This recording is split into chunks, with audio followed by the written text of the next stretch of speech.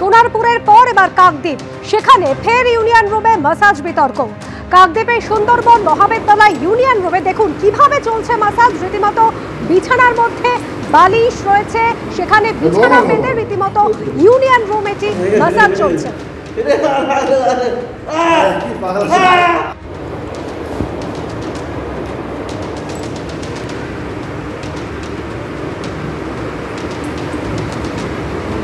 Normal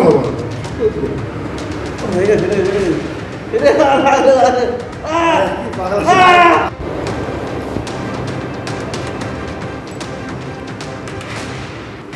Gautam মণ্ডল আমাদের প্রতিনিধি রয়েছেন আমাদের সঙ্গে টেলিফোন লাইনে। গৌতম, কলেজের অধ্যক্ষ তিনি সাফাই দিচ্ছেন যে যুবককে দেখা যাচ্ছে সে নাকি বহিরাগত, কিন্তু একজন বহিরাগত যুবক কলেজে ঢুকলো কি করে? ইউনিয়ন রুমে এরকম কাণ্ড ঘটাচ্ছে, কলেজ কর্তৃপক্ষের কোনো ব্যবস্থা নেই?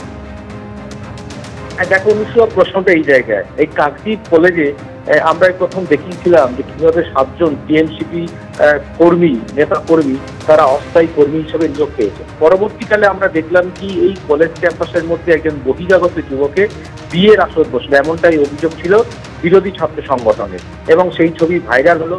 এবং পরবর্তীকালে আবার দেখা গেল যে এখানে একজন মাসাজ নিচ্ছেন, যেটা হচ্ছে এখানকার ইউনিয়ন রুমের মধ্যে।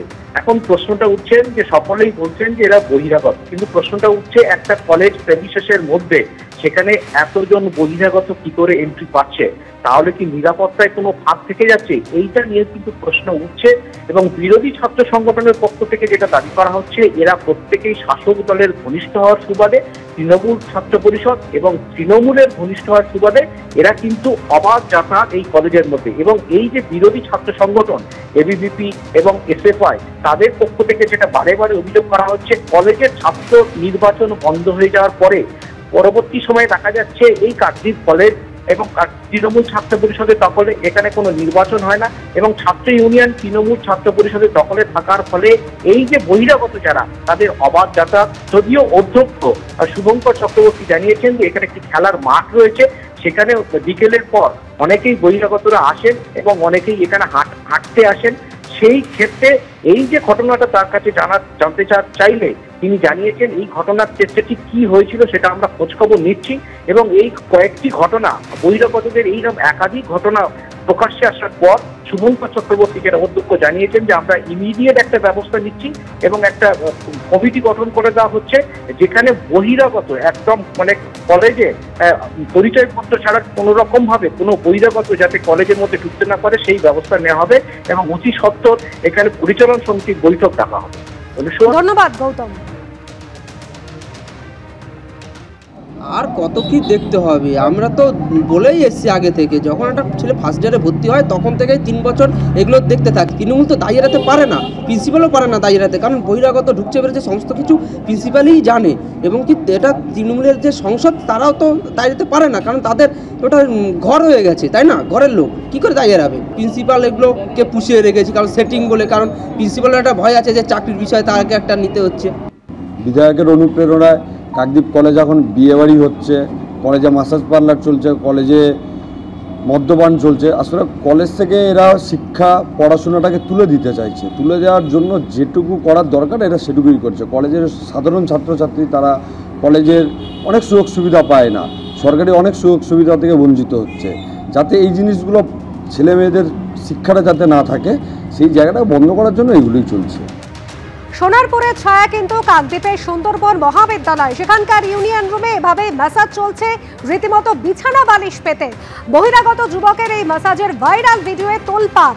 ইতিমধ্যে বহিরাগত যুবক এই দেবজ্যোতি পাল ঘটনার কথা স্বীকার পর্যন্ত করেছে। ইতিমধ্যে তদন্তের নির্দেশ দিলেও বহিরাগত সাফাই দিচ্ছেন কলেজের অধ্যক্ষ। আর শাসক দলের মদতে এমন ঘটনা হয়েছে, বিরোধী ছাত্র সংগঠনের সদস্যরা ইতিমধ্যেই সরব হয়েছেন। সেরকম কিছু বিষয় নয়, আমরা হচ্ছে এটা বিগত 3 বছর আগেকার গল্প। 3 বছর আগেকার গল্প। এটা হচ্ছে আমরা মাঠে খেলতে যেতাম বিকেলবেলা করে। আমি হচ্ছে কলেজ স্টুডেন্ট নই, মাঠে খেলতে যেতাম, বন্ধু বান্ধবের সঙ্গে আড্ডা মারতাম। এখন ওর পিঠে লেগেছিল, বৃষ্টি পড়ছিল সেই সময়। আমরা বলি ভিজবো না, বলতে আমরা সংসদে ঢুকে ওকে গাটা মেসেজ করে দিচ্ছিলাম, আর এইটা ইস্যু নিয়ে ভিডিওটা করেছি। না, আমি রাজনীতি কোনো কিছু করিও না, ছাত্র সংসদও করি না। আমি এমনি জাস্ট বন্ধুর সাথে মেলামেশা করি, এমনি ঘোরাটোটা করি। সব আমাদের বাচ্চা থেকে ছোটোবেলার সব ফ্রেন্ড। ঘটনার কথা ইতিমধ্যেই স্বীকার করেছেন কিন্তু এই অভিযুক্ত দেবজ্যোতি পাল। খেলার সময় চোট পেয়েছিলেন, সেই কারণে ইউনিয়ন রুমে এসে ম্যাসাজ করছিলেন, এমনই সাফাই দিয়েছেন তিনি। ইতিমধ্যেই তদন্তের নির্দেশ দেওয়া হয়েছে, যদিও কলেজ অধ্যক্ষ তিনিও কিন্তু একই রকম ভাবে বহিরাগত সাফাই দিয়েছেন। ইতিমধ্যেই বিরোধী ছাত্র সংগঠনের সদস্যরা তারা অভিযোগ করছেন শাসক দলের মদতেই এমন ঘটনা ঘটেছে। আর শাসক দল তৃণমূল ছাত্র পরিষদের তরফ থেকে কি বলা হচ্ছে শোনাবো। ভিডিওতে যে ছবিটা দেখা যাচ্ছে, যে লোকটাকে দেখা যাচ্ছে দেবজ্যোতি পাল বলে, সে আমাদের কলেজের স্টুডেন্ট না বা কলেজের ছাত্র নয়। তো ওরা কলেজ যাওয়ার শেষের পরে ওখানে ফুটবল খেলতে আসে। তো শোনা যাচ্ছিলো যে কি লেগেছিল না কি সেই সংক্রান্ত বিষয়ের জন্য ওরা মেসাজটা বা ওখানে গাটা টিপে দিচ্ছিলো বা এরকম কিছু ব্যাপার। এই সম্পর্কে আমাদের কোনো জানা নেই। আর কলেজ যাওয়ার পরে হয়তো তো আমরা সবাই প্রায় বেরিয়ে যাই, আর কারা খেলে সংসদটা আমাদের খোলা থাকে আগাগোড়া। তো হয়তো বৃষ্টি হচ্ছিলো বা এই কারণবশত ওরা ওর ভেতরে গিয়ে বসেছিলো, এই সম্পর্কে আমরা কোনো অবগত নয় বা আমাদের কোনো কিছু জানাও নেই। তারপরে তো দেখলাম যে ভিডিওটা এরকম ভাইরাল হয়ে গেছে। কবে ঘটেছে বা কবেকার ঘটনা এই সম্বন্ধে আমাদের কোনো কিছু জানা নেই। এগুলো পুরো বিরোধীদের পুরো মিথ্যা কথা। হ্যাঁ, চারিদিকে কলেজ সিসিটিভি দিয়ে মোড়া। হ্যাঁ, কোথায় নেশার দ্রব্য কোথায় কীভাবে নিয়ে আসবে, যদি নিয়ে আসার হয় তাহলে তো অবশ্যই প্রিন্সিপাল জানতে পারবে বা সবাই জানতে পারবে। এগুলো পুরো মিথ্যা কথা, বানা কথা। আর গোটা ঘটনা নিয়ে কলেজের অধ্যক্ষ নিজে কি বলছেন দেখুন। এখন এরকম হতে পারে, আমি 100% এটা বলতাম না, কিন্তু হতে পারে। আমি অনেক সময় দেখেছি ওরা কি হয়, ওই ঘরটা যেহেতু খোলা থাকে, ওই ইউনিয়ন রুমের যে আমাদের ক্যান্টিনের পাশে ওই ঘরটা অনেক সময় এরা ঢোকে, ড্রেস চেঞ্জ করে। এখন আমি ঠিক বলতে পারবো যে হয়তো কারোর এরকম হতে পারে যে একটু খেলতে খেলতে ব্যথা লেগেছে বা কিছু হয়েছে, তারা হয়তো সেটা করেছে। সেটা আমি 100% শুনি না, তবে এরকম হলেও হতে পারে, কারণ আমি দেখেছি ওরা কিন্তু ওখানে ঢোকে অনেক সময়। এখন এটা আমি আজকেই শুনলাম, এটা সত্য মিথ্যে আমি নিশ্চয়ই খোঁজ খবর আরেকটু নেব, নিয়ে সঠিক ইয়েটা পরে যা হবে আমি একটা ফ্যাক্ট ফাইন্ডিং কমিটি দরকার হলে করে দেবো।